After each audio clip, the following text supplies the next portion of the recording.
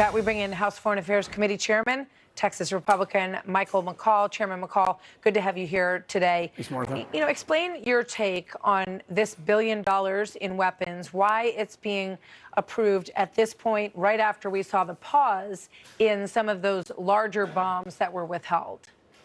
I think it's a bit of a political gimmick to appease all the criticism that he's received, the president, since he made the decision to put an arms embargo on Israel if they go into Rafah. I mean, the fact is, Martha, as chairman of the Foreign Affairs Committee, I approve all foreign military weapon sales, including these shipments.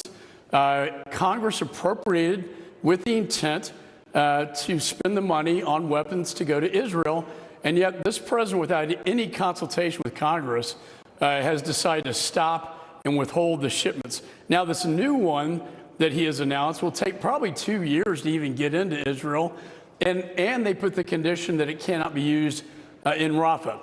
Why is Rafah important? Because it's the last piece of the military objective that Israel has. It's where the last 4 battalions of Hamas are, the 4,000 soldiers of Hamas. Without going into Rafah, Israel cannot complete this war. And it's this president, President Biden, that is stopping this from happening. I want to play this soundbite. This is from the Deputy Secretary of State, Kirk Campbell, in terms of what it may reflect about the White House's view on what finishing the job looks like. Watch. We are struggling over what the theory of victory is. And I think sometimes when we listen closely to Israeli leaders, they talk about mostly the idea of some sort of sweeping victory on the battlefield, total victory. I don't think we believe that that is likely or possible.